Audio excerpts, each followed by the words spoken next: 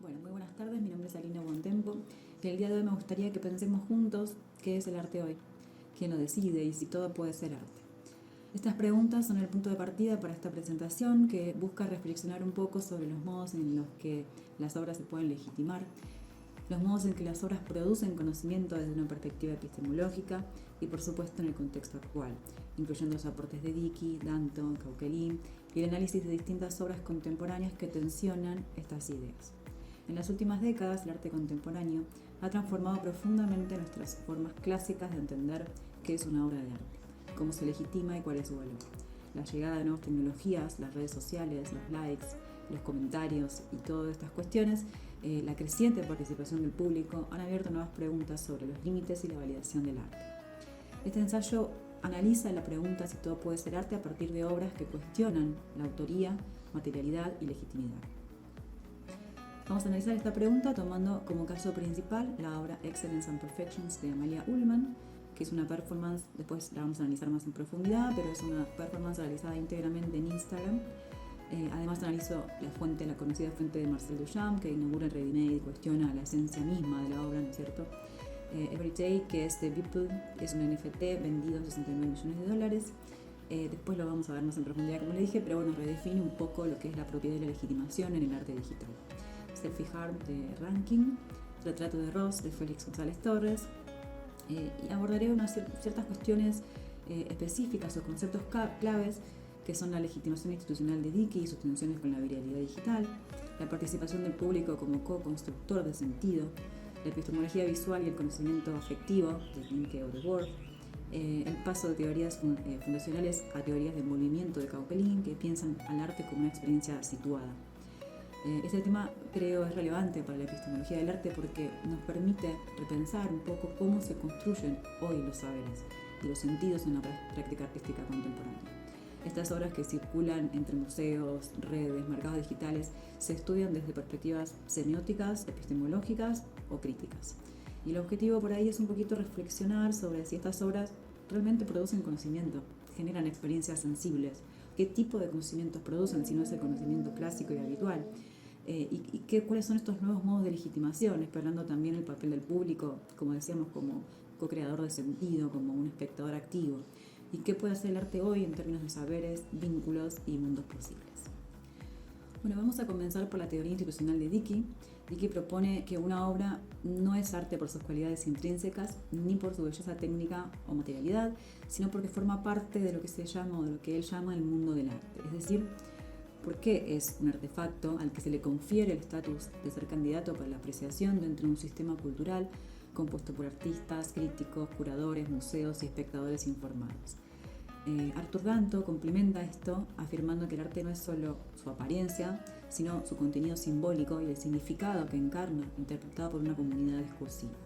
En su libro, por ejemplo, El Círculo del Arte, de Dickey afirma que el arte no es una esencia eterna, sino una institución viva y cambiante.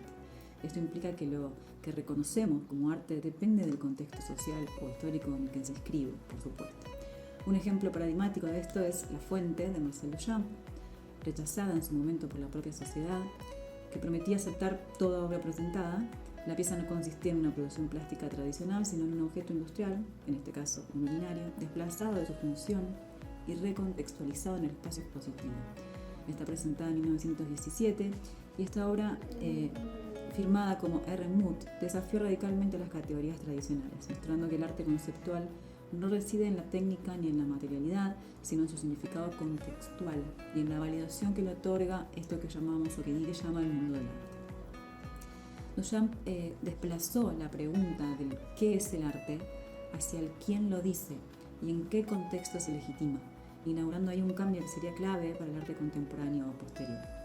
Duchamp demuestra que el valor artístico no reside en la materialidad ni en la belleza de la obra, sino en su significado contextual, su capacidad para interpelar un sistema de creencias y legitimaciones. Es aquí donde el arte conceptual abrió un territorio en el que lo visible, lo útil o lo estéticamente placentero ya no eran condiciones necesarias. En este nuevo paradigma, la autoría se convierte en un gesto crítico y la obra en un concepto más que en un objeto. Sin embargo, en el presente siglo, la irrupción de las redes sociales y los algoritmos desafían los marcos teóricos clásicos de la legitimación. Esta obra, la obra Excellence and Perfection de Amalia Ullman, ejemplifica este fenómeno en donde durante meses Ullman publicó en Instagram imágenes cuidadosamente construidas donde se presentaba como un influencer. Sus selfies, cafés, lates, rutina de belleza, rupturas, cirugías estéticas, todo simulado eran parte de una performance ficcional. El público creyó que se trataba de su vida real, seguían a esta persona. Recién al finalizar la serie, Ullman reveló que era una obra de arte. Y aquí la legitimación inicial no vino de instituciones artísticas, sino de la viralidad de los seguidores, de los likes, del algoritmo. Después fue reconocida por museos y críticos, pero su impacto ya existía antes de este aval institucional. O sea, el aval era otro. Esto nos obliga a preguntarnos si puede una imagen digital ser portadora de conocimiento. ¿Dónde reside la obra? ¿En la imagen? ¿En la narrativa oculta? ¿En el artista o en la reacción del público? Según Klink, las imágenes digitales no son meras representaciones, sino vehículos de pensamientos con una lógica propia. Pensar visualmente es también conocer. Además, y siguiendo a Sarah Worth, el arte genera conocimiento no proposicional, es decir, no transmite verdades lógicas, sino experiencias sensibles y afectivas. En esta obra, el conocimiento reside en la incomodidad al descubrir el engaño por parte del público, en la reflexión sobre los estereotipos de éxito y belleza, qué es lo exitoso, qué es lo bello, y en cómo construimos identidades en plataformas digitales, que pueden no ser reales tranquilamente. Por último, y desde Peirce, podemos leer las publicaciones de Ullman como un símbolo dentro de un sistema de convenciones sociales que todos aprendemos a habitar las redes. Su performance manipula activamente la interpretación del público, mostrando que el sentido del signo se completa con el receptor. Bueno, otra obra que problematiza la legitimación del arte digital es Everyday de People, vendida como NFT por $69 millones, como les decía. Esto fue en 2021. Y esta pieza consiste en un collage de imágenes digitales que fueron creadas por el artista durante 13 años. No existe físicamente, es decir, no hay nada tangible, y su valor está dado por el NFT, que es un token no fungible que certifica su autenticidad y propiedad de la blockchain. Aquí se produce un cambio radical. La materialidad se desmaterializa, pero la escasez se reconfigura. Aunque la imagen pueda copiarse infinitas veces, solamente una persona posee los NFT del certificado original. Bueno, como vimos acá, Beeple, al igual que Duchamp, desplaza la pregunta del qué hacia el cómo y por qué es arte. Su obra no es valiosa por su técnica visual, sino por lo que significa culturalmente, un manifiesto visual de la cultura digital, la saturación de imágenes y la fusión entre arte y capitalismo. Además, su legitimación proviene tanto de la comunidad de NFT, de la viralidad en Twitter o en Discord, como del mercado tradicional del arte, mostrando un nuevo modo híbrido de validación simbólica y, por supuesto, económica. Muy bien, para analizar y profundizar sobre este tema, voy a mostrarles dos obras que ponen en primer plano la participación del público como co-constructor de sentido. En primer lugar tenemos a Félix González Torres, en esto que no tiene nombre, pero está dentro de una serie que se llama Retrato de Ross. Esta instalación consiste en una montaña de caramelos envueltos individualmente, dispuestos en una esquina de un museo, que los visitantes pueden entrar y tomar libremente. El peso total de los caramelos era de 79 kilos y representaba el cuerpo de la pareja de Ross, fallecida de SIDA. Cada caramelo tomado por un espectador hace desaparecer parte de ese cuerpo, en un acto poético y político que habla de pérdida, memoria y afecto. Pero también, como planteó Gombrich, el rol del espectador como completador de sentido, ¿no? Acá tiene que ver que el espectador tome un caramelo para completar el sentido de la obra, que es que el cuerpo iba desapareciendo. La obra no se consuma sin la intervención del espectador, y su significado emerge precisamente en ese vínculo entre la materialidad, gesto y contexto. Desde la epistemología del arte, esta obra permite pensar una forma de conocimiento que no se transmite desde el autor a un receptor pasivo, sino que genera en el vínculo una acción compartida. Siguiendo Sarah Worth, se trata de un conocimiento afectivo, no proposicional, como habíamos dicho, que no necesita ser verbalizado para ser válido. El acto de tomar un caramelo, de vaciar lentamente el retrato de Ross, activa una comprensión emocional sensorial, incluso corporal, que difícilmente pueda traducirse en palabras, pero que finalmente produce sentido. La segunda obra que tenemos para analizar esto también es Selfie Heart de Rankin. En esta serie, adolescentes fueron fotografiados por el artista, como pueden ver, y luego invitados a editar sus propios retratos, hasta que consideraran que eran dignos de publicar en redes sociales. Es decir, que esto está editado, modificado, intervenido por los mismos adolescentes a los que habían sido tomadas las fotos. El resultado muestra una tensión brutal entre la imagen inicial y la final, intervenida con filtros, alisados, agrandamientos, aclaraciones, que responden a un modelo estético normativo y artificial, completamente artificial. Lo perturbador no es solo el antes y el después, sino lo que revela el grado de internalización de estos ideales, la autoedición compulsiva, la distancia entre el cuerpo real y el cuerpo digital. Desde Peirce, estas imágenes funcionan como íconos degenerados. Representan no la realidad, sino una versión culturalmente deformada. Ambas obras muestran que el arte hoy no es solo objeto, sino que es dispositivo relacional.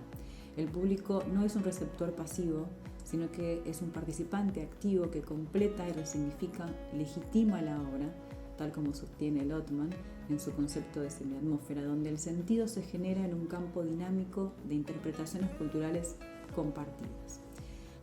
La intervención del público, sea tomando un caramelo o reconociéndose en una selfie editada, revela que la obra puede volverse epistémicamente significativa no por enseñar algo concreto, sino por activar procesos de reflexión, por interpelar identidades, memorias, afectos o tensiones sociales.